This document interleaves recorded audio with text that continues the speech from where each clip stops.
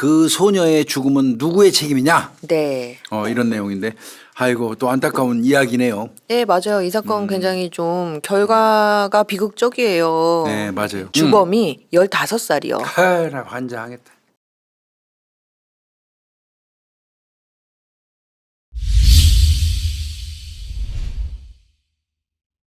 예, 이번 주 우리 홍 박사님이 준비해온 진술 분석. 네, 사건 요 내용 보니까 네, 성범죄 사건이네. 성범죄 사건이에요. 그 중에서도 이제 우리가 뭐 일반적으로 얘기하는 결과적 가중범이라고 부르는 강간치사. 네, 그러면 강간치사냐 아니냐 이제 이런 내용이네. 네, 맞아요. 제목이 그 소녀의 죽음은 누구의 책임이냐? 네. 이런 내용인데 아이고 또 안타까운 이야기네요. 네, 맞아요. 이 사건 굉장히 좀 결과가 비극적이에요. 네, 맞아요. 네. 알겠습니다. 이거 한번 또 우리 홍 박사님이 올해 우리 홍 박사님 첫 진술 분석 사건이니까 네, 네.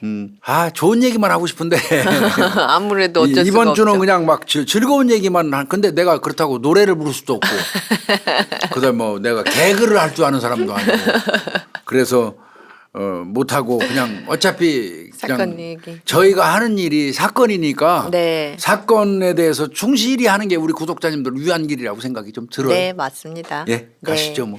오늘은 이제 그 성범죄 사건 조금 이제 우리가 살펴볼 수 있는 몇 가지 이슈들이 있어서 예. 가지고 와봤어요. 네. 이 사건은 2010년 5월 5일이요. 어린이날이죠. 예. 5월 5일에 발생한 사건인데 22시 44분경이요. 아이고 뭐 그러니까 늦은 밤 시간이네. 10시, 예, 11시가 채 안 된 그 시간에 우리 지하철 7호선이요. 남성역 7호선. 예, 예.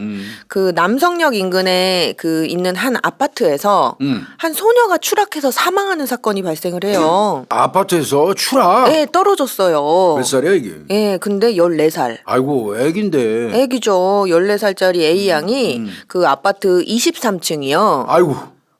23층에 엘리베이터 기계실이 있었다고 해요. 이 엘리베이터 기계실 창문에서 투신해서 결국은 다발성 손상으로 현장에서 이게 직사하는 그런 사건이 발생을 해요. 그럼 도대체 이 소녀가 왜 떨어졌냐고요. 근데 알고 봤더니 이 소녀가 불량배들한테 돈을 뺏겨요.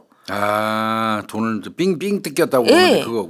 그리고 그 아파트 23층에서 굉장히 성적인 피해를 당하고 난 이후에 두려움에 범행 현장도 23층 그 아파트예요? 네. 그 두려움에 투신을 하게 됐던 거죠. 이런 사건이에요. 어떤 놈 새끼들이 이거 불량배들 이거 바로 다 잡아야 할 거 아니야, 이 새끼들. 그렇죠. 근데 범인은 이제 금방 검거가 됐어요. 근데 자꾸 보니까 정체가 너무 충격적인 거예요. 왜냐하면요, 교수님, 그 주범이 15살이요. 하라 환장하겠다. 그리고 이제 공범이 있었는데 그럼 또래겠지 뭐. 예, 또래고. 근데 이제 이 공범은 그냥 굉장히 단순 가담한 정도여서 기소가 되진 않았어요. 그러니까 이 주범이요. 15살짜리 이 주범이 아까 말씀드린 것처럼 돈을 뺏고 성적인 피해를 유발하고 그로 말미암아 결국은 이 14살짜리 소녀가 23층에서 뛰어내려서 결국은 사망하게 되는 이런 사건이 발생을 한 거예요. 피해자가 사망했어도 법은 법이니까 처벌은 해야죠. 네. 그래서 요 15살짜리요. 네. 이 주동자. 어찌됐건 형사미성년자는 넘었잖아. 네. 그래서 강간치사. 그다음에 성폭력범죄 처벌 등에 대한 특례법 위반. 그러니까 특수 강도 강간으로. 그렇지. 돈 뺏고 예. 또 강간 시도했으니까. 네. 강간이 기수에 이르건 안 이르건 그건 뭐 일단은, 강간죄가 네. 성립되니까. 맞아요. 요걸로 기소가 됐어요. 그리고 또 이 사건 이제 그 재판 과정에서 예. 이 건이랑 별개로 또 한 건이 더 있었어요. 요놈이 한 특수절도요. 짓이? 네. 친구 2명이랑요. 그러니까 이 사건 나기 전해죠. 2009년 11월 17일에요. 네. 새벽 3시에 글쎄 광명시에 있는 그 양곱창 식당에요. 네. 식당 문을 부수고 들어가가지고 철제 금고 2만 원 들어있었다라고 해요. 철제 금고 훔치고요. 냉장고에서 맥주 10병 훔쳐간 사건이 있었어요. 특수절도네. 특수절도죠. 친구 2명이랑. 그러니까 이놈이 이 사건 진행되기 전에 이게 문제하구만. 문제한 거죠. 15살밖에 안 처먹은 놈이 말이야. 네. 참 야, 그러면 이 새끼 그것도 처벌을 특수절도 혐의도 같이 처벌 받았겠네. 네, 같이 이제 이렇게 진행됐던 사건이고요. 아, 그건 그렇다 치고 진짜 이거 16살짜리. 그렇죠. 무슨 짓을 한 거예요, 도대체 이놈이? 그 도대체 그럼 이 5월 5일이요. 이날 무슨 일이 있었냔 말이에요. 예, 예. 이 지금 갑이라고 할게요. 15살짜리라서 이제 이름이나 뭐 성도 전혀 노출이 안 돼서요. 이 갑이 5월 5일 저녁 6시경에요. 네. 자기 집에서 이렇게 궁리를 해요. 아, 동네 애들을 대상으로 돈을 뺏어야 되겠다. 이거 뭐 평상시 하던 짓일 거야 이거. 예. 근데 요때 누가 있었냐면 아까 을 있었잖아요. 옆에 단순가담 했다는 놈. 예. 얘가 이틀 전에 가출을 해가지고 요 15살짜리 갑의 집에서 요놈 머물고 집에서 있었어요. 같이 있었구만. 그럼 같이 공모했겠네. 공모는 같이 한 거예요. 예. 공모를 같이 했어요. 저 실행은. 그래서 이제 그 이 갑과 을이 네. 그 아까 7호선 예, 남성역 근처의 골목에서 돈 이렇게 뺏으려고? 찾아요. 예, 이렇게 누가 적절할까 이러면서 이제 물색을 하는 거죠. 범행 장소를 싹 선택을 해가지고 이제 범행 대상을 물색하고 있었던 거네. 네. 그러다가 저녁 9시경에요. 마침 거기를 지나는 피해자 14살짜리 여학생을 발견을 딱 하는 걸려들었구나. 거예요. 걸려들은 거죠. 응. 그래서 이 갑 말고 을이요. 단순가담자 을이 피해자한테 야, 너 일로 와봐. 이렇게 부른 거예요. 을은 요것만 했어요. 그리고 나서 이제 갑이 15살짜리 그 주동자가 한 그 불러세운 위치로부터 한 30m 떨어진 골목길로 이 피해자를 데리고 가요. 아이고 끌려간 거지 뭐. 네, 그러면서 이런 이야기를 해요. 야, 우리 오토바이가 없어졌거든? 근데 그 오토바이 훔친 애들이 튈 때 사진을 찍었어. 근데 그 오토바이 뒤쪽에 있던 여자애가 너랑 똑 닮았네. 아 뒤집어 씌우는 거구나. 그런데 내 친구가 그 사진 갖고 있거든? 그러니까 너 따라와봐. 넌지 아닌지 좀 봐야 되겠어. 이 새끼 뭐 헛소리 하는 거지. 예, 이렇게 이제 애를 협박을 한 거죠. 나 아니라고 막 그랬겠지. 그랬겠죠. 그러니까 너 아닌지 아닌지 하여튼 가서 보자. 뭐 이러면서 끌고 간 거네. 사진이 있으니까. 그러니까 이제 이 소녀가 그런가 하고 또 이제 따라가요. 14살이니까 이제 믿은 거예요. 가는 길에 이 소녀가 피해자가 신고 못하게 핸드폰 좀 빌려줘 이래가지고 이 갑이 그 핸드폰도 뺏어요. 아이씨. 신고할까봐. 예. 이제 이렇게 해가지고 한 20분을 걸어가요. 그래서 한 1.5km 정도 떨어진 아까 그 아파트요. 관악구 소재의 한 아파트 한 111동이었다고 해요. 그 111동으로 함께 이제 걸어가는 거예요. 그러니까 이제 시간이 9시 40분 정도가 됐어요. 네. 이 아파트에 이제 도착을 한 거죠. 이때 이제 을도 같이 가요. 같이 가기는. 같이 갔겠지 둘이서. 근데 이제 아파트 딱 111동에 딱 도착을 하니까 이 갑이 을한테 야 너는 밖에서 기다리고 있어. 그게 사실은 망보라는 거지. 그런 거죠. 예. 그래서 실제로 을은 바깥에서 기다리고 있었어요. 그러니까 아파트 동 안으로 안 들어간 거죠. 그리고 나서 이 갑이 이 여자애를 데리고 그 아파트로 들어가요. 근데 공동 그 현관문일 텐데 어떻게 들어가요? 그게 얘가 이제 뭐 여차하면 여기를 사용을 하려고 친구한테 미리 물어봐가지고 알고 있었던 거예요. 비밀번호를. 그러면 거기에 친구 하나가 살고 있구나. 예, 그런가 봐요. 예. 시기 아주 웃기네 아주. 예, 그래서 요 이제 피해자를 데리고 아파트로 들어가요. 그래서 엘리베이터를 타고요. 20층으로 이동을 해요. 네. 예, 20층에 내려서 계단으로 23층까지 그럼 3층을 더 올라간 거네? 올라간 거죠. 엘리베이터 기계실 앞으로 이제 아까 그 범행 현장 저 뛰어내렸다는 네, 기계실. 네. 여기로 이제 이 피해자를 데리고 가는 거죠. 그러면 장소까지 미리 선정 다 해놓은 거네. 다 알고 있었던 거예요. 그러면 얘는. 사전에 지 친구가 그 아파트 사는 친구도 집에 놀러 왔다가 23층까지 다 올라갔다 와본 적이 있는 거야. 그런 거죠. 왜냐하면 이 기계실은 주민들이 이용하는 곳이 아니잖아요. 그리고 소수의 관계자들만 출입하는 장소란 그러니까. 말이에요. 더더군다나 교수님 이 기계실로 들어가려면요. 23층에서 그냥 딱 내려서 들어갈 수 있는 게 아니라요. 20층까지라며. 네, 20층에서 엘리베이터를 내려서 걸어서 한층 올라가면 21층이에요. 21층에 방화문을 열고 들어가야지. 그래서 올라갈 수 있구나. 네, 그렇게 들어갈 수 있는 곳이란 말이에요. 아주 그냥 범행하기 안전한 곳이네 이 새끼 예, 입장에서는. 사람이 아예 안 다니는 곳이라고 보면 되죠. 그래서 이제 어쨌든 거기까지 피해자가 따라갔잖아요. 여학생이 따라갔는데 아까 사진이 있다는 말 믿고 따라간 거 아니겠어요? 그거 아니잖아 지금. 근데 사진이 이제 없다는 거를 이 여학생이 알았어요. 눈치챘구나. 예. 그러니까 나 갈래. 뭐야. 이렇게 하면서 이제 나가려고 했대요. 그랬더니 요 갑이 나가지 못하게 하면서 그때 이제 돈을 내놓으라고 협박하기 시작하는 거예요. 야, 너 돈 있지? 나 돈 좀 빌려줘라. 그래, 삥땅 치는 새끼들이 꼭 빌려달라 그래. 예, 꼭 빌려달라고 그러죠. 생전 처음 보는 새끼가 왜 돈을 빌려달라. 이거 강도야 그게. 그렇죠. 우리에게. 맞아요. 청소년들한테는 이제 공갈죄로 우리가 이제 의유를 하는데 네, 강도 네. 잡고 안 올리려고. 네. 사실은 성인 같으면 강도죠. 강도죠. 너 돈 있지? 나 돈 좀 빌려줘라. 갑자기 이제 못 나가게 하면서 이렇게 이야기를 하는 거예요. 그러면서 뺏은 게요, 교수님 고작. 아이들이 뭐 돈을 얼마나 갖고 다니면 그러니까. 많이 갖고 다니겠어요. 그래서 5,600원이 든 피해자의 지갑을 뺏어요. 강도야 이거. 예. 그런데 이제 문제는요. 이 갑이 이제 아파트로 이동하는 과정에서 뭔가 좀 흑심이 있었던 모양이에요. 돈만 뺏으려면 거기까지 안 끌고 가요. 그렇죠. 어디 으슥한 골목 같은 데 가면 거기서 되잖아요. 뺏고 가면 되지. 그 을한테 망보라 그러고 골목 그래. 입구에서 망보라 그러고 돈 뺏으면 되는데. 딴 생각이 있어서 그걸로 끌고 간 거야. 거기까지 끌고 간 거예요, 애를. 그러니까 좀 뭔가 마음이 딴 마음을 먹고 있는 걸로 보이잖아요. 그래서 이제 지갑을 뺏고 난 다음에요. 한 손으로는 피해자의 목, 그다음에 다른 한 손으로는 피해자의 팔. 이렇게 강제로 잡아당겨서 이렇게 끌어당겼고. 그렇죠. 이렇게 탁 끌어당겨서 강제로 키스를 해요. 네. 그러니까 이제 이런 데를 막 꽉 쥐고 이렇게 하니까 피해자가 여학생이 아프다라고 하면서 몸을 이렇게 막 비틀면서 빠져나가려고 했대요. 그랬더니 도망가지 못하도록 또 팍 붙잡았대요. 그리고 나서는 이제 그 상의 속옷으로 손을 넣어서 가슴을 만졌다라고 해요. 시작되는 거고. 시작되는 거죠. 또 이제 이 당시에 피해자가 청 반바지를 입고 있었대요.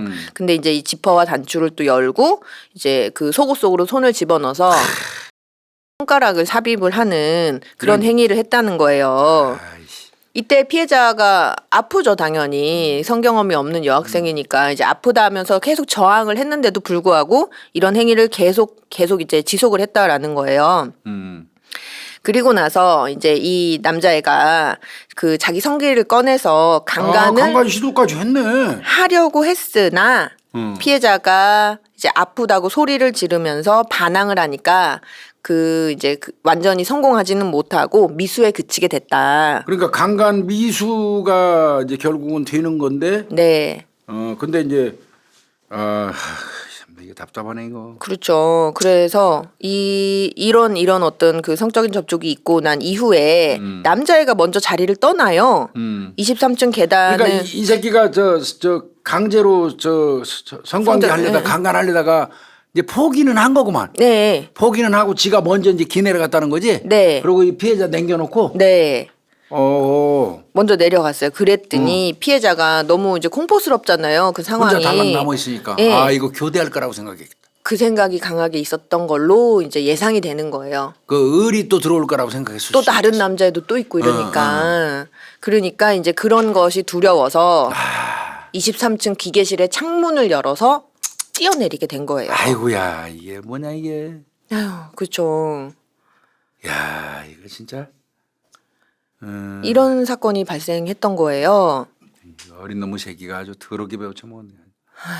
결국은 어쨌든 이 피해 여학생은 성적인 피해를 지갑 갈취당하고 성적인 피해를 당하고 결국은 두려움에 투신을 하게 돼서 사망하게 된 사건인 거죠. 그리고 결국 강간치사가 되네. 그렇게 되겠죠? 강간 때문에 죽음에 이르게 된 거야. 직접적인 원인으로 인과관계가 성립되는 거 이게. 그렇죠. 근데 이제 뭐 일반인들은 이제 이게 강간죄는 그럼 미수인데 왜 강간치사냐 이렇게 말 수 있는데 그렇지 않습니다. 그거는 네. 저 성관계를 했건 안 했건 그 시도했잖아요. 네. 그러니까 미수 상태에서 강간을 피하기 위해서 떨어지면 강간치사가 돼요. 네, 맞아요. 그래서 이 검찰은 이 사건을 강간치사, 교수님 말씀해 주셨던 강간치사, 그다음에 성폭력 특례법, 그러니까 성폭력 특례법. 특수 강도 강간 그렇죠. 이렇게 기소를 했어요. 그런데 이제 문제는 법원의 판단이 달라졌다라는 거예요. 어떻게 바뀌었어요? 이게 이제 아까 골목 데려가가지고 골목으로 끌고 가고 오토바이 얘기로 막 유인했잖아요. 그래서 기계실 끌고 가서 5,600원이 든 지갑을 절취한 행동까지는 공갈죄다. 그러니까 아까 제가 서두에 말씀드린 것처럼 청소년들이 이른바 얘기하는 삥 치는 거는 네. 우리가 전부 다 공갈죄로 의뢰를 하거든요. 특수 강도라고 하면 너무 중한죄다 보니까. 소년범들한테 너무 중하니까 공갈죄로 처벌하. 사실은 강도예요. 엄밀히 얘기하면. 그렇죠. 유형은.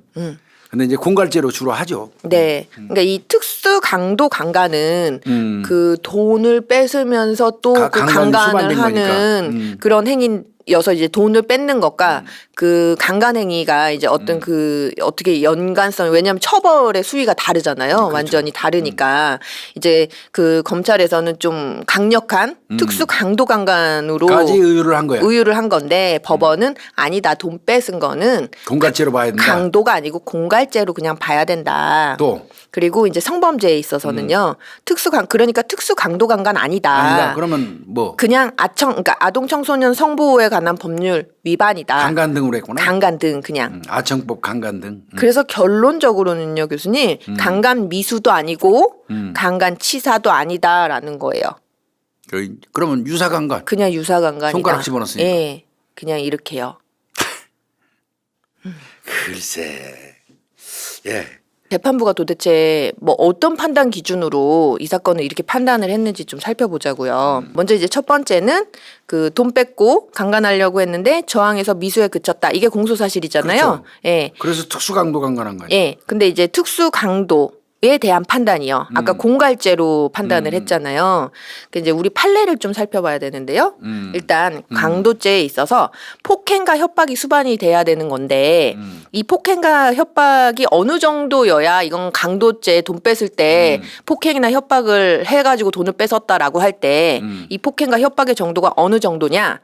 라고 했을 때 사회통념상 객관적으로 상대방의 반항을 억압하거나 한 거 불능케 할 정도의 것이어야 한다라는 대부분 판례가 있어요. 그러니까 막 상대방이 반항하는데 그걸 팍 억압을 하거나 아니면 그렇게 직접적인 억압을 한 건 아니지만 왜 그래 싫어 라는 이 한 거를 못하게 할 정도의 어떤 행위를 해야 된다.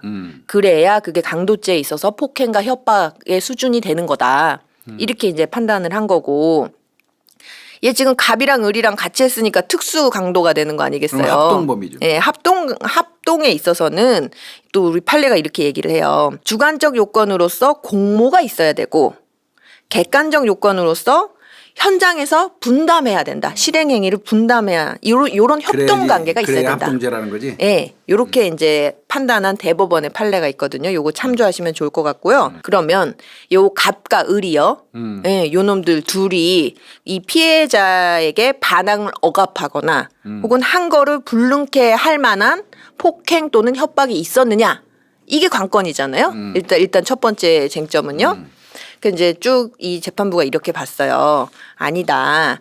이 골목길에서 아파트까지 111동까지 데리고 가는 동안에는 그런 행위를 했다라는 점이 인정할 만한 증거가 없다. 그냥 자발적으로 따라갔다는 거 아니야? 예. 그러면서 이제 이런 사정들을 이야기를 해요. 아니 오히려 반대로 피해자가 그 아파트로 이렇게 이동하는 과정에서 이 갑과 을에게 사건 이 5월 5일이잖아요. 휴일이잖아요. 그랬더니 아마 이 피해자가 남자친구랑 롯데월드에 다녀왔대요. 그런 얘기를 갑과 을에게 자발적으로 했다라는 거예요. 그런 거 봐서는 무슨 폭행이나 협박이 있었냐라는 태도인 거죠. 취지인 거죠. 그리고 또 이렇게 아파트로 이동하는 과정에서 이 갑이 가는 길에 치킨집에 들러가지고 주인이랑 무슨 한 3, 4분 동안 얘기를 했대요.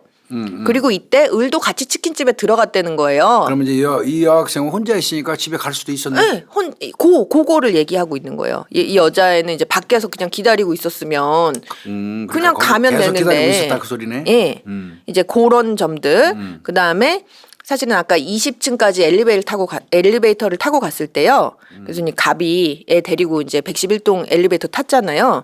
20층까지 올라갈 때 20층까지 같이 타고 간 주민이 있었어요. 그 성인 남성이었거든요. 그 이분이 그 법정에서 막 증언도 하고 그랬어요. 그러면 성인 남자가 옆에 이렇게 있는데 얘가 어떤 위협이나 뭐 폭행을 당했거나 협박을 당해서 막 억압이 되어 있는 상태면 도와주세요 할 수 있었지 않냐. 근데 그 사람한테 도와달라 안 했다. 이런 얘기도 없었다. 그래서 결국은 이런 점들에 비추어 보면 아니라는 거네. 얘네가 갑과 을이 별다른 폭행을 하거나 협박을 하지 않았던 걸로 우리는 판단하겠다. 라는 거죠. 의사를 제압한 수단이나 뭐 이런 예. 폭력이 수반되지 않았다 그 소리예요. 안 왔다는 거예요. 예. 그러면 이거는 지금까지 얘기한 거는 지금 아파트에서 기계실 아니 저기 골목에서 그 기계실 아파트 있는 데까지 이동하는 과정이었잖아요. 자발적으로 갔다는 얘기야 결국은. 응. 그 과정까지는 그러면 이제 없었다라는 거고 그러면 저기 이제 올라가가지고요 기계실 올라가가지고 갑이 이제 혼자서 지갑에서 돈 뺏었잖아요. 그럼 그때 행한 그 폭행이나 협박에 대해서는 어떻게 이제 판단을 했느냐. 지금 보면은 23층 기계실 앞에서 너 사진 없잖아. 난 집에 갈래. 이제 피해자가 이렇게 하니까 못 가게 제지를 했단 말이에요. 그러면서 너 돈 있지? 돈 좀 빌려줘. 이렇게 얘기를 하고 그랬더니 피해자가 저 돈 별로 없어요. 라고 하면서 지갑을 이렇게 보여줬대요. 그랬더니 이제 5,600원이 있는 거잖아요. 근데 어쨌든 그 지갑을 뺏고 나서 빼앗겼으니까 피해자가 왜 그러세요? 돌려주세요. 막 이제 이렇게 했을 거 아니겠어요? 그랬더니 이 갑이 피해자한테 그래 알았으니까 잠깐만 너 기다려봐. 내가 얘기하고 너랑 나랑 좀 얘기하고 이따가 갈 때 내가 너 지갑 줄게. 이렇게 이제 얘기를 했다는 거예요. 돈 뺏는 과정에서 있었던 일은 이게 전부라는 거예요. 이 과정에서 무슨 폭행이라든지 협박이라든지 없었다는 거죠. 돈 뺏는 과정에서 있었던 일은 이게 모두 다라는 거예요. 여기 어디 폭행이나 협박이 있냐는 거예요. 물론 요 사건 당시 이제 저녁이잖아요, 교수님. 그러니까 그리고 또 이날 비가 왔대요. 그리고 이제 막 흐리고 어둡고 바람이 많이 불고 그런 그 날씨에 밤. 그리고 이 장소가 사람들이 잘 안 다니는 그렇지. 외진 인적이 없는 곳. 그다음에 요때 계단 전등이 안 켜져 갖고 상당히 깜깜했대요. 그러면 이제 아이가 무서울 법하잖아요. 여자아이가요. 근데 이런 점을 다 고려한다고 하더라도 그렇게 봐도 지금 있었던 일은 이거밖에 없으니까 이 갑이 한 행위 때문에 피해자가 아주 큰 공포감, 외포라고 하잖아요. 외포심. 네, 외포하게 하는 정도에 이르는 어떤 폭행이나 협박이 있었다고 보기는 어렵다라고 또 이렇게 판단을 했어요. 예, 그러니까 이제 폭행이나 협박이 있었느냐, 강도죄에서 아까 우리 그 판례에서 얘기했잖아요. 한 거를 불능케 하거나 반항을 억압할 정도의 어떤 뭐가 있어야 되는데 그건 이제 없었다라는 거죠. 이렇게 판단을 한 거예요. 지금 이거 재판부 판단이죠? 네. 그러면 이제 갑이랑 을이 합동한 게 맞냐? 합동은 이제 공모해야 됐느냐, 예. 역할 분담했느냐, 했느냐. 두 가지 따지니까. 그렇죠. 근데 아까 제가 초반에 말씀드렸잖아요. 얘네가 집에서 나가기 공모를 전에 공모했잖아요. 그렇지, 그건 그죠? 합동범이지. 그래서 이제 주관적 요건인 공모 여부는 인정이 된대요.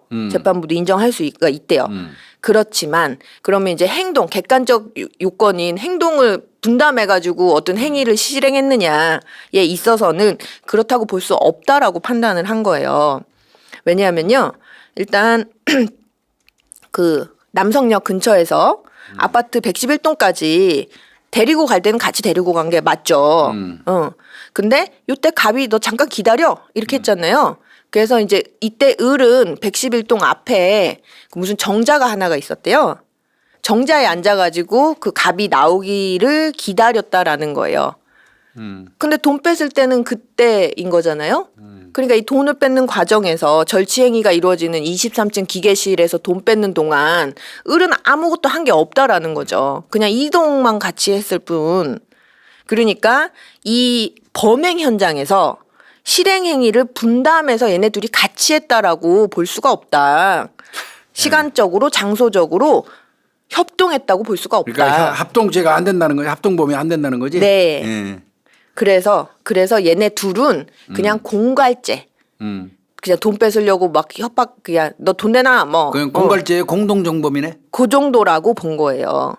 그러니까 특수강도죄는 성립할 수가 없다라는 게 법원의 판단이었어요. 자, 그러면 이제 요건 첫 번째였어요. 그죠? 강도 여부와 관련된 판단이었고, 이제 두 번째 판단이요. 성범죄. 성범죄에 대한 강간 미수와 강간 치사에 대한 판단을 좀 살펴보자고요. 일단 먼저 강간 미수요. 일단 강간에 이제 성립이 된 건 아니기 때문에 미수긴 하잖아요. 그러니까 검찰은 이거 미수다. 얘가 강간할 마음을 먹고 원래 강간 행위를 하려고 신체 접촉을 막 했는데 그렇지. 뭐 음부에다 손가락 집어넣고 그랬잖아. 막 했는데 이게 너무 저항을 하니까 그냥 못한 못했을 거다. 뿐이다. 그러니까 이건 강간 미수다. 이제 이렇게 봤던 건데요.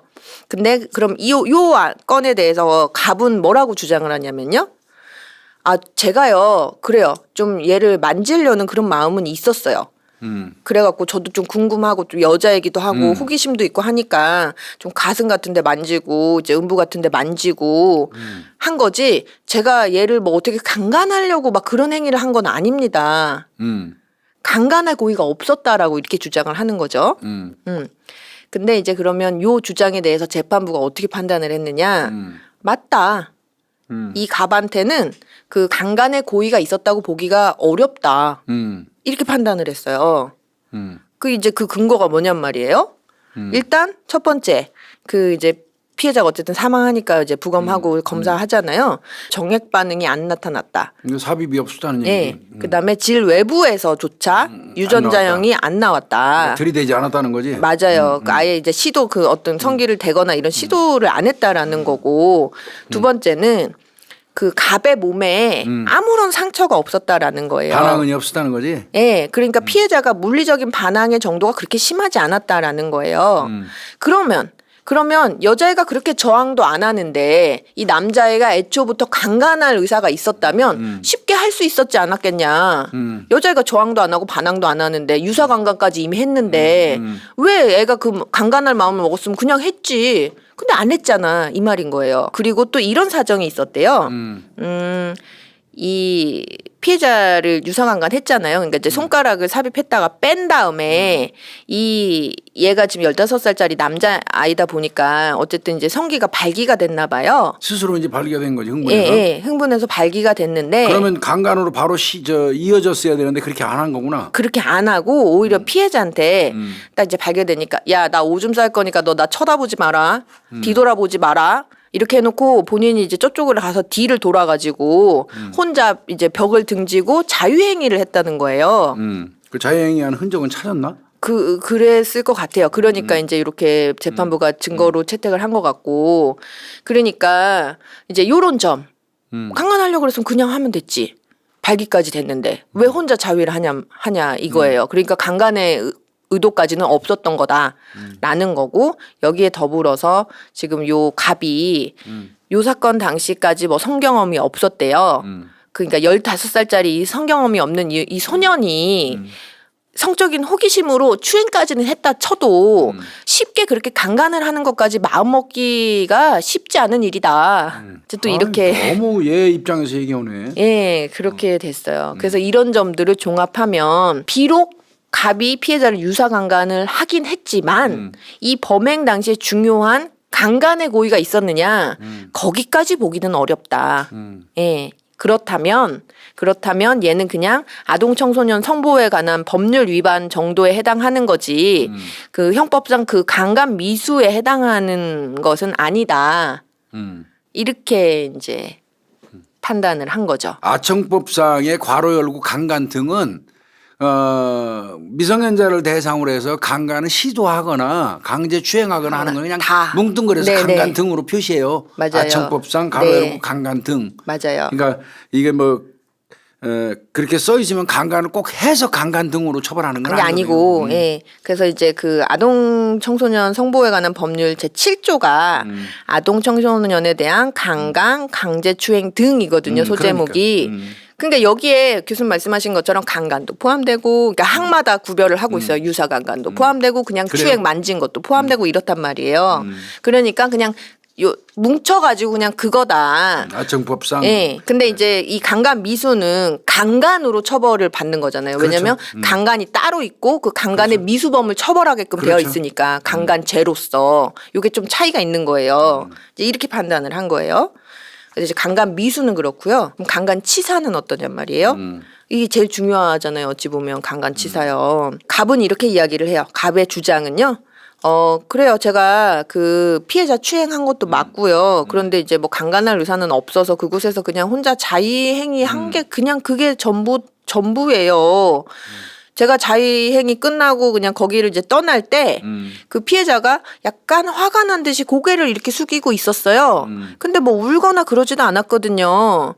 그러니까 저로서는 거기를 떠날 때 얘가 창문을 뛰어내려갖고 사망할 수도 있다는 거를 저는 전혀 예상조차 할 수가 없었던 상황입니다. 이렇게 주장을 하는 거죠. 자, 우리가 판례 살펴봐야 돼요. 우리 아까 교수님이 초반에 결과적 가중범 이야기 하셨잖아요.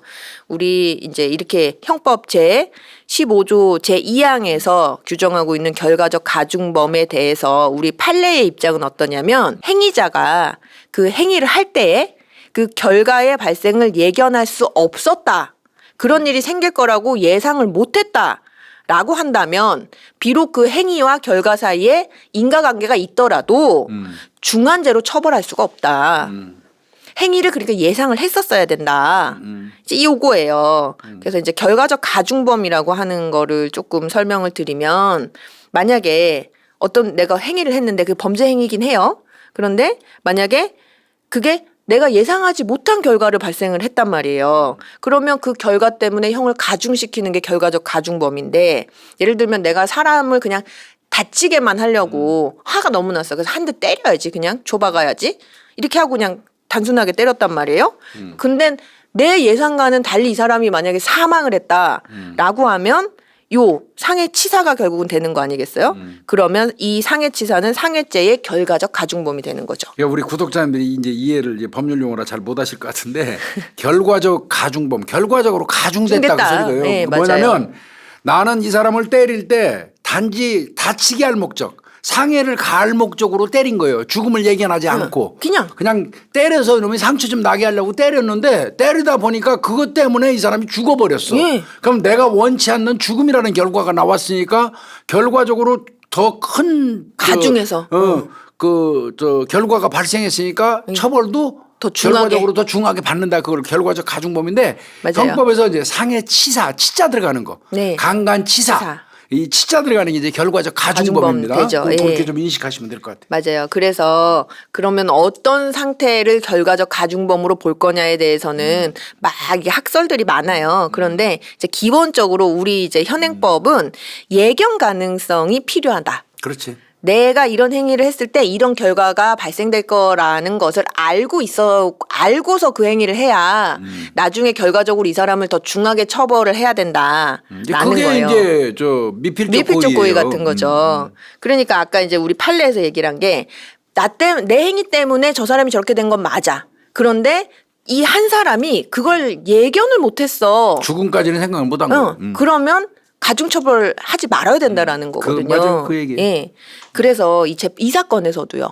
근데 내가 생각해도 일기연수 23층에서 뛰어내리라고 예상까지는 못할 것 같아. 15살짜리 남자애가요. 예. 맞아요. 그래서 교수님 말씀처럼 재판부도 이 15살짜리 남자애가 비록 그런 일은 있었지만 내가 가고 나면 제가 나한테 또 당할까? 혹은 밖에 있는 저 다른 남자애가 또 찾아와가지고 또 당할까? 이런 공포심 때문에 피하려고 여기서 뛰어내릴 수도 있겠구나. 그 생각까지는 못했을 것 같아요. 라는 생각을 하기는 어렵다. 라는 거예요. 그렇게 보는 게 경험칙에 부합한다. 라는 거예요. 그래서 사실 이제 증거들에 의하면 지금 이제 확인되는 몇 가지 사실들이 있거든요. 첫 번째가 갑이 이제 그 피해자를 추행할 때 을이 바깥에서 기다리고 있었던 거 사실이다. 맞아, 그거. 네. 그리고 그 갑이 그 음부에서 이제 손가락 빼고 나니까 피해자가 즉시 일어나갖고 옷을 막 추스러 입었대요. 그리고 그 갑이 자유행위를 할 동안요. 피해자는 23층 계단 거기에 앉아 있었던 것도 사실이다. 그렇죠. 그때까지 걔가 있었으니까요. 여자애가 뛰어내리지 않았으니까요. 그리고 이 갑이 자유행위 하고 나서 이제 나 간다 이랬대요. 피해자한테. 그러면서 이제 이 기계실을 떠났는데 그때까지도 이 피해자는 고개를 숙인 채 계단에 앉아 있었던 것이 사실이다. 요거 이제 CCTV나 이런 걸로 확인이 되잖아요. 시간, 투신한 시간이나 이런 걸로요. 그리고 나서 얘가 이제 21층이 아까 방화문으로 들어가야 된다고 했잖아요. 그래서 이제 21층으로 내려와서 엘리베이터 타려고 이제 버튼 누르고 기다리고 있던 중에 피해자가 드러내버린 떨어져서 쾅 하는 소리를 그때 들었다라는 거예요. 그것도 사실이다. 그리고 이제 추락했잖아요, 피해자가. 그리고 나서 이 갑은 나왔을 거 아니겠어요. 이 111동 바깥으로 나와서 이제 을을 딱 만났을 거 아니겠어요. 그랬더니 을이 야, 너 왜 이렇게 늦게 나와? 라고 하니까 나 친구 집 가갖고 라면 좀 먹고 놀다가 왔어. 이렇게 얘기했다는 거예요. 이것도 사실이라는 거예요. 이거는 무슨 얘기냐면요. 이게 을이랑 바톤 터치할 생각이 없었다라는 거예요. 그 얘기예요, 한마디로. 야, 너 저기 위에 올라가면 내가 지금 여자애 한 명 맞아. 그렇게 하고 왔는데 너도 빨리 올라가 봐. 그러면 걔가 있어. 이런 얘기를 한 게 아니라 그러니까 공모가 없었다는 거지. 예. 다 같이 이렇게 막 같이 성범죄 할 목적이 없었다라는 거를 이제 이야기하려고 하는 거고. 그러니까 간간히 공모가 없었다는 거죠. 예. 그리고 이제 을은 아무것도 모르잖아요. 근데 이제 이미 얘가 갑이 엘리베이터 타고 내려올 때 여자애는 떨어져 있으니까 을이 이제 막 사람들이 웅성웅성하고 무슨 일이냐 이제 막 이러고 있으니까 을이 화단을 가리키면서 갑한테 야, 사람 떨어졌대. 이렇게 얘기를 했대요. 그랬더니 갑이 얘가 만약에 나 때문에 피해서 이제 그것 때문에 떨어졌으면 아, 저기 떨어진 사람이 걔구나 이렇게 바로 알아야 될 거 아니겠어요. 을이 사람 떨어졌대라고 했더니 갑이 진짜야? 어디 있어? 이렇게 반응을 했다는 거예요. 그랬더니 이제 을이 야, 우리 조금만 더 보고 가자라고 했더니 야야, 나 좀 있으면 엄마한테 전화 올 시간이야. 나 빨리 들어가야 돼. 비도 오고 하니까 야, 우리 빨리 가자. 이제 이렇게 했다는 거예요. 이 말은 또 바꿔 얘기하면 지 때문에 만약에 얘가 이제 투신을 했고 투신한 사람이 걔고 여자애고 그다음에 나 때문에 떨어졌다 이렇게 하면 이렇게 정말 맞는지 뭐가 어떤지 살피거나 뭐 이런 행위를 했을 텐데 전혀 모르고 그 생각을 안 하고 있었다라는 거예요. 그러니까 갑이. 예견 가능성이 없었다는 거지. 결국은 예견 가능성이 없었다라는 거예요. 그래서 이제 보면은 이 갑이 피해자를 추행하면서 폭행이나 협박의 정도가 성폭력 범죄의 수단으로서는 그렇게 심하진 않았다. 라는 점. 그다음에 이 갑이 그 혼자 이렇게 자유행위 하고 서둘러서 이제 떠났기 때문에 이 피해 여학생이 23층 창문으로 뛰어내릴 당시에 피해자는 이미 급박한 위해 상태에서 벗어나 있었다. 왜냐하면 남자애가 이미 갔으니까 먼저 그런 상황에서 뛰어내렸다라는 거예요. 아주 심히 위급한 상황이 아니었다라는 거죠. 그리고 이제 또 한 가지 점은 을이 얘가 따라 올라오거나 그 기계실 장소에 있거나 얼찡거리거나 그런 게 아니었지 않냐. 을은 애초부터 저 바깥에 아파트 동안으로 들어오지도 않았다. 23층 근처로는 온 적도 없다. 그리고 을 역시 그 피해자 역시 그 사실을 알고 있었다. 을이 바깥에서 기다리고 있고 들어간 거는 피해자랑 갑만 들어갔으니까 그 피해자가 생각하기에 을이 안 들어왔다라는 사실을 피해자도 이미 알고 있었다라는 거예요. 그렇기 때문에 이 피해자가 을에게 추가적인 범행을 염려했다라는 게 조금 그렇게 생각하기는 어렵다라는 거예요. 그리고 이제 또 한 가지 점은요. 이게 2, 3층도 아니고 23층에서 뛰어내리면 다치는 정도에 그치는 게 아니고 사망하게 될 거다. 요건 14살짜리도 이제 알 것인데 그런데 이제 이 여자아이가 그럼에도 불구하고 뛰어내린 그 이유가 물론 피하려고 하는 의도일 수도 있지만 다른 가능성. 그러니까 이 성경험이 없는 14살짜리 이제 여학생이 그런 행위를 당하고 수치심 때문에 너무 절망스러워서 그냥 내가 내 스스로 그냥 살고 싶지 않다. 나 죽고 싶다. 라는 생각으로 뛰어내릴 가능성도 배제할 수가 없다. 그렇다면 만약에 이런 후자의 경우라면 이거는 남자의 책임이 아니지 않느냐 이 말이에요. 답답한 사건이죠. 그러니까. 그래서 결국은 이렇게 비록 나이가 어린 피해자가 굉장히 낯선 장소에서 갑작스럽게 이 갑으로부터 추행을 당한 직후에 범죄 현장인 이 아파트 23층에서 창문을 넘어서 뛰어내린 것이라고 하더라도 갑으로서는 남자애로서는 피해자가 자기나 아니면 자기 친구한테 추가 강간을 당할 것을 우려해서 요거를 모면하기 위해서 23층에서 투신해서 사망할 것이다고는 예견할 수 없었다라고 보는 게 맞다. 즉 말하면 그래서 결과적 가중범 강간치사가 성립 안 된다 그 소리잖아. 그거예요. 예견 예. 가능성이 없기 때문에 없어서. 제가 설마 그것 때문에 뛰어내릴 거라고 내가 예측을 못했다. 예. 그러니까 그거는 저 결과적 가중범 아니다 그 소리잖아. 맞아요. 그래서 이거. 답답하죠. 사실은 이게 좀 깝깝한 제가 그래서 초반에 말씀드렸잖아요. 이게 굉장히 비극적인 사건이고 제목이 그 소녀의 죽음은 누구의 책임인가? 그래서 이런 결론은 뭐예요? 의문이 결론은 그래서 특수 강도 강간 그리고 강간치사 기소됐던 거예요. 다 아니네. 다 범죄 증명이 없는 경우에 해당하기 때문에 원래는 무죄를 선고해야 되지만 그 사건 내용 자체가 우리가 이렇게 보니까 공갈죄 성립된다. 그리고 그 아청법상의 강간 등 요거에 성립이 되니까 요거를 유죄로 요 죄명으로 유죄를 선고하겠다. 이렇게 했어요. 그리고 이제 감경사유 뭐 가중사유 또 이렇게 봐야 될 거 아니겠어요? 일단 감경사유요. 깎아줄 만한 사정이요. 지금 보면은 피고인은 15살의 소년으로 물론 그 전에 2009년 12월에 그러니까 아까 그 식당 들어가서 절도지대 때문에 아니요 그 양곱창 건 양곱창 식당 건 말고 또 있어요. 얘는 이 새끼지. 예. 나쁜 새끼. 특수절도죄로 소년 보호 처분은 소년 보호 처분 받았고. 예, 받은 적이 있지만 그건 전과 아니야. 그죠. 이건 처분이고 소년법상 처분이고 처벌을 받은 적은 없다. 형법상 처벌을 받은 전력이 없다. 15살이니까 당연하지. 그러니까요. 그리고 이 사건 범행을 모두 인정하고 잘못을 뉘우치고 있다.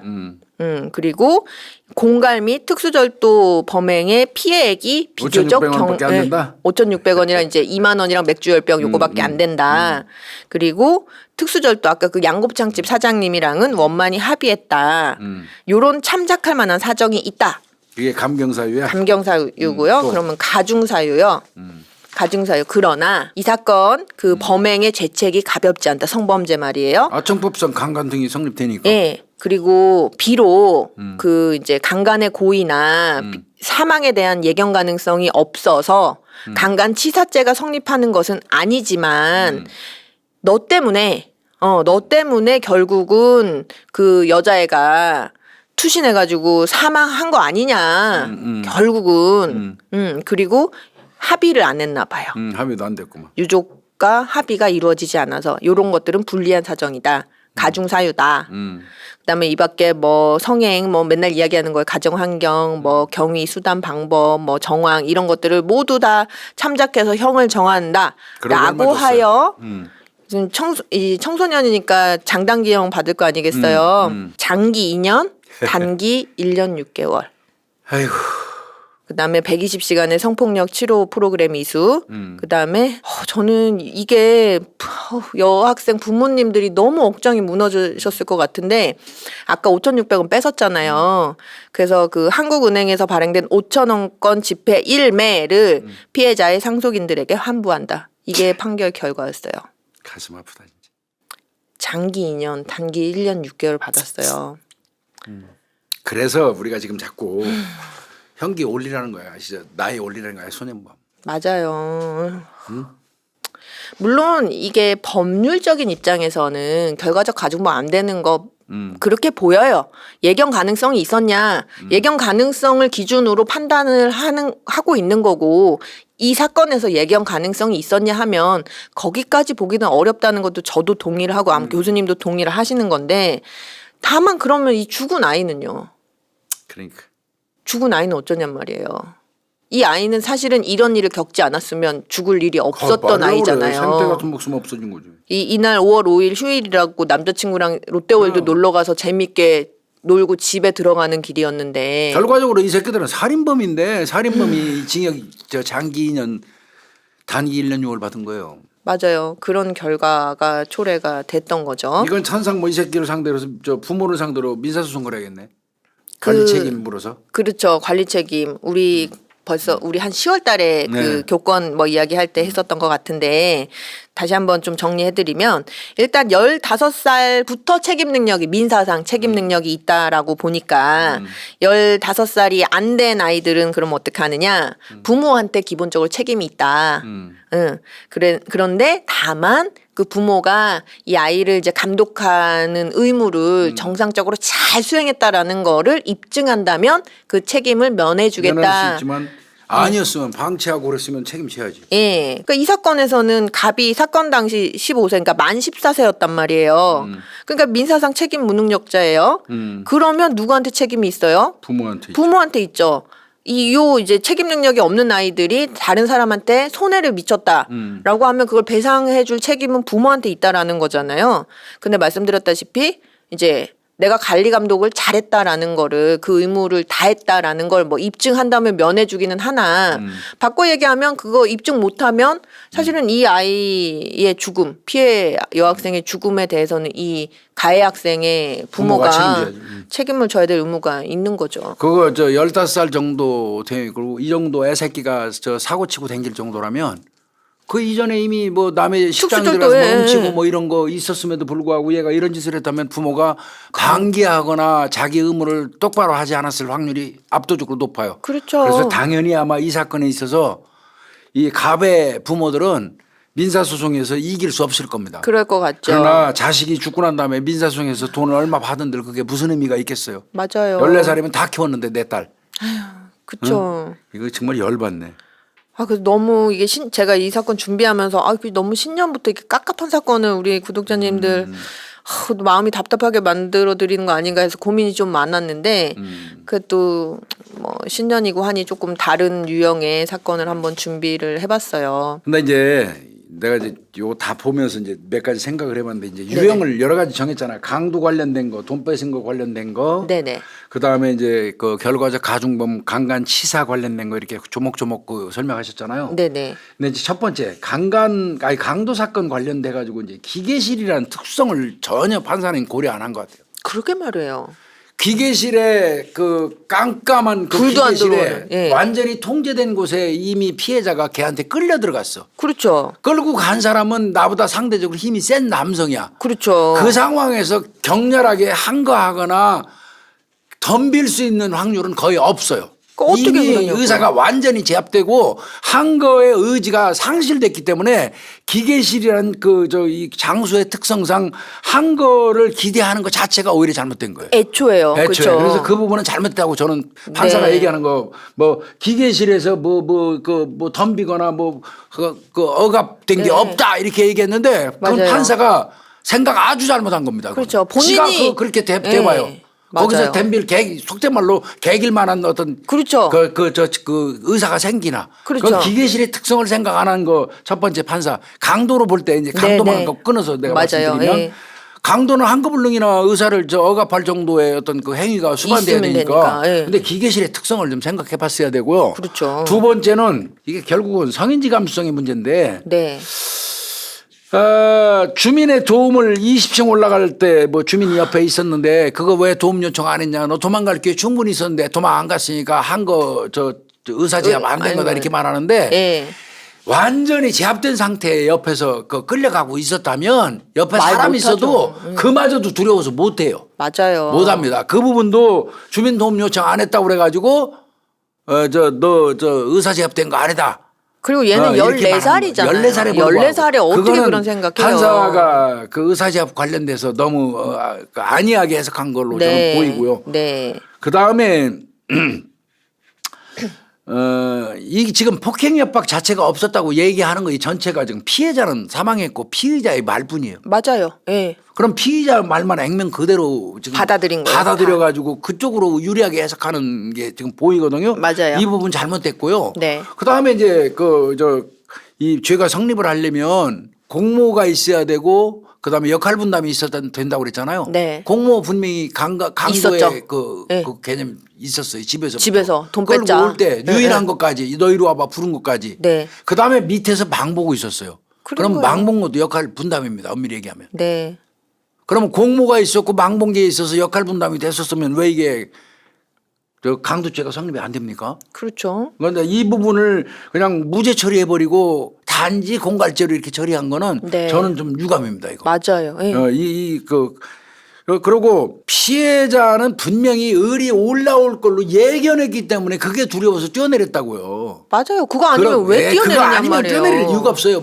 저 판사는 뭐 그렇게 얘기했던데 뭐 수치심 때문에. 근데 14살짜리가 수치심보다 두려움이 공포가 더 많아요. 신체에 대한 위해 걱정이 더 많지. 그렇죠. 수치심 수치심 때문에 실망해 갖고 뛰어내리진 않습니다. 그것도 14살짜리. 그 즉시요. 그 즉시. 예. 그건 아니에요. 내가 볼 때는. 맞아요. 판사가 너무 마음대로 해석한 겁니다. 제가 판단할 때는. 이 아이가 뛰어내린 이유는 별다른 게 없다. 또 당하면 어떡하지? 또 당할까에 대한 두려움이에요. 나 지금 너무너무 싫은데 예, 예, 또 그러면 당하면 어떡하지? 그것 때문에 그런 거예요. 그리고 그 자유행위 할 때 계단에 앉아 있었다. 그것도 의사 제압돼서 도망 못 간다는 거 알아요. 맞아요. 예. 더 이상 도망 못 간다는 거 안다고 완전히 제압된 상태예요. 그렇죠. 그거를 또 뭐 도망갈 기회가 자유행위 할 때 있었는데 안 내려갔으니까 제압된 게 아니다. 네. 판사는 이렇게 판단하는데 이 판사님이 성인지 감수성 교육을 좀 받으셔야 되겠어요. 이게 너무 가해자한테 예, 편향되게 너무 가해자 편향이에요. 성인지 감수성이라는 거는요. 꼭 그 의사 제압의 어떤 그 객관적인 요건을 따지는 게 아니에요. 그 사람이 심리적으로 완전히 제압됐어도 맞아요. 제압된 겁니다. 그게. 예. 그렇죠. 그거 판단하는데 이 그 판결문 요 내용 뭐 조목조목한 거는 상당히 저는 좀 유감입니다. 개인적으로. 예, 저도 보면서 그거는 너무 아니에요. 그러면 이 여자의 어린애가 아이고 좀 이상한 애라서 뛰어내린 거네요. 예? 그러게요. 결과적으로 결과적으로 판사 얘기대로 하면 그냥 얘가 14살짜리 여자애가 그냥 특별한 애라서 그냥 수치심 느끼고 절망감이 들어서 14살짜리인데 그래서 뛴 거구만요. 아니 왜 뛰어내릴 때만 그렇게 성인지 감수성을 발휘하시는지 모르겠네. 말도 안 되는 성폭행을 소리예요, 당했으니까 막 너무나 수치스러워서 죽음을 절망감 결심한. 때문에. 그게 좋습니다. 나이가 좀 들고 성인이 모든 의사 판단을 하고 정말 난 정말 너무나 수치스러운 꼴을 당했고 네. 너무 비참해 내 자신이. 네. 그리고 너무 이제 절망적이야. 그렇다면 그 좀 이해가 가겠어. 뛰어내렸다는 게. 그래서 14살짜리는 얘가 생각하는 그 상황 그 당시에 그 뛰어내릴 만한 이유는 무서워서 또 다른 범죄에 대한 두려움이에요. 그거는 의리입니다. 혹은 갑이 나갔다 다시 들어올 거. 예. 이거보다 더한 걸 나한테 하면 어떡하지? 이런 거에 대한 두려움이지 무슨 얘가 어린애가 14살 먹은 애가 수치심과 절망심을 느껴서 거기 23층에서 뻔히 죽을 줄 알면서 뛰어내렸겠습니까? 그러니까요. 이거는 이 판사님이 조목조목 물론 저보다 공부 많이 하신 판사님이겠지만 저는 이거를 마땅치 보면서 않습니다. 어떤 느낌이 되게 많이 들었냐면 교수님 약간 너무 그러니까 법리적으로는 다 맞는 말이에요. 뭐 그렇게 네. 이걸 법적인 해석을 지금 틀리게 했느냐라고 하면 뭐 딱히 그렇다고 이야기하기는 애매한데 이게 그래서 말장난치는 것 같아요, 교수님. 그러니까 이렇게 생각하는 거에 따라서 이렇게 될 네. 수 있고 저렇게 생각하는 거에 따라서 저렇게 될 수 있어요.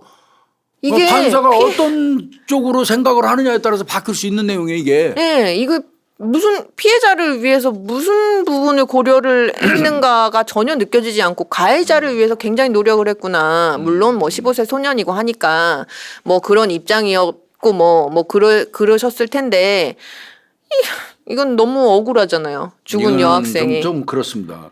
예. 기계실이라는 음침한 그 현장, 그다음에 이미 골목길에 음침한 데서 걔들 둘에 의해서 너 이리 따라갈 와갖고 때부터, 유인되는 순간 얘는 의사 제압된 거예요. 그러니까요. 꼼짝 못 한다고요. 그 통닭집 들어가서 얘기하는 사이라고 둘이 어떻게 들어갔다고 가요? 하더라도 네. 내다보고 있었을 거 아니야. 내가 서 있으라고 그랬는데 그 둘이 잠깐 들어갔는데 내가 뛰면은 도망갈 자신 없는 거야. 걔들 둘이 나오면 금방 잡힐 거고 그런 잡히면 거예요. 반 죽을 수도 있으니까. 그렇죠. 그러니까 그냥 울며 겨자 먹기로 그 가만히 앞에 있는 거예요. 서 있었던 거고 네. 그리고 저 기계실에 끌려 들어가서는 당할 거 다 당하고도 직소를 못 한 거예요. 맞아요. 그리고 이제 나간 다음에 그 다음은 의리겠지 교대겠지. 이 절망감 그거에 대한 두려움이나 공포가 맞는 거예요. 제가 볼 때는. 맞아요. 물론 그거는 맞습니다. 서로 강간을 했다 손 치더라도 23층에서 뛰어내리라는 예측은 못했을 거예요. 뭐 예측은 못했을 수 그거는 있죠. 저는 그건 인정해요.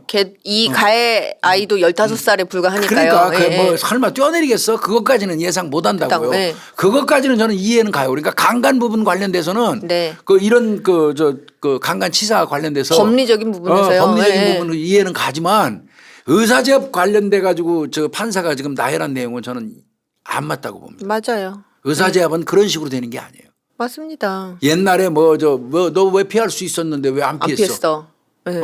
여성들 뭐 강간당했을 때 옛날에는 전부 다 그런 걸로 무죄 때렸잖아요. 맞아요. 충분히 피해갈 수 있는데 근데 요즘 추세가 바뀌었어요. 맞아요. 의사 제압도 제압이에요. 심리적으로 제압도 제압되는 거라고요. 네, 맞아요. 어떤 사람들 같은 경우는 바짝 쫄아버리면 오그라들어가고 행동이 안 되는 사람이 있어요. 맞아요. 그래서 신체가 안 움직이는 사람이 있다고. 이거를요, 교수님, 심리학에서는 그 심리적 얼어붙음, 그러니까요. 심리적 부동화 상태 이러거든요. 그러니까. 프리징이라고 해요. 영어로 치면 진짜 말 그대로 딱 얼어붙어서 그대로. 행동도 못 하고요, 사고도 머리도 안 돌아가고요. 그러니까요. 네. 기회를 줘도 못 한다고요. 네. 근데 이게 한번 생각해봐요.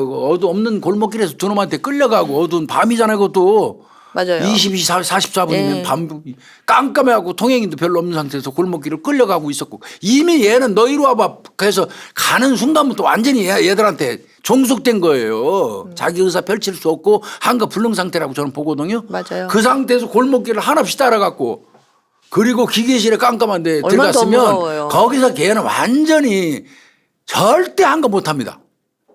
그거를 무슨 뭐 이런 부분이 있었는데 한 거 할 수 있었는데 뭐 충분히 안 했다 뭐 이런 거 등등으로 해석한다면 판사님 소견이 너무 짧은 겁니다. 그리고 이 지금 그 남자의 말에서도 언뜻 나오는 부분이 있잖아요. 지갑 뺐을 때도 저 돈 없어요.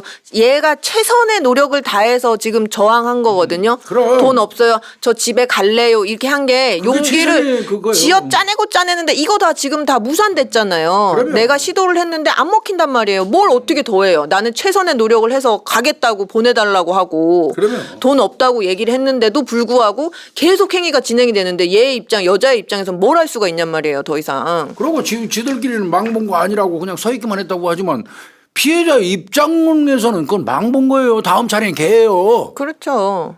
그런 거 왜 고려를 안 했는지 모르겠는데 좀 약간 좀 요 부분은 아쉽습니다. 근데 이제 요즘에는 판사들도 성인지 감수성 관련돼서 대법원 판례까지 새로 네. 나왔고 많이 바뀌었어요. 네. 의사 제압 관련된 거, 한 거 관련된 거 많이 바뀌었으니까 아마 이게 2010년도 사건이라 그렇지 그래서 않을까 싶어요. 요즘 판사님들 같으면 이렇게 안 이런 하겠죠. 판단 안 내릴 걸로 저는 보입니다. 네, 맞아요. 네. 그래서 참 답답한 그런 사건이네요. 이 소녀 진짜 어린애가 14살짜리 이거 부모 어떻게 하면 좋아 이거. 아이고. 네. 에이, 꽤 늦은 시간에 돌아다니고 그래. 아이고 답답해. 근데 너무 안타까워서 지금 말씀하시는 건데, 네, 그죠? 그러니까요. 꽃도 못 펴보고. 예, 애기가 많이. 네. 예.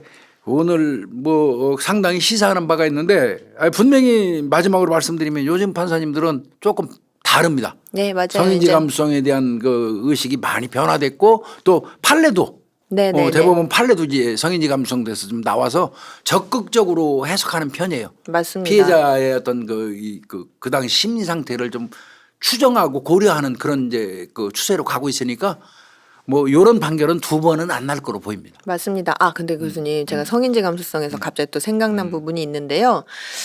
판례 중에, 그러니까 성인지 감수성의 개념을 잘 이해하고 적절하게 사용하는 게 너무 중요하다고 생각이 드는 게 가끔, 많지는 않은데 가끔 그런 경우들이 있어요. 이게 말도 안 되는 무고 사건인데 거기다 성인지 감수성 갖다 붙여가지고. 맞아. 그런 거 꽤 있어요. 예, 그런 경우도 가끔씩 있어서. 너무 적극적으로 해석해 달라는 거지 그건 또. 예. 그거는 안 되지. 그래서 정말 그 적정한 사건에 이렇게 적용할 수 있을 만한 그러면- 이런 사건에 잘 적용을 해서 억울한 사람이 안 생기게 피해자든 그렇죠. 가해자든요. 그렇죠. 그렇게 좀 판단을 잘 이제 해주실 거라 믿고 오늘 사건 이렇게 정리할까요? 예. 네. 수고했습니다. 고생했어요. 감사합니다. 예.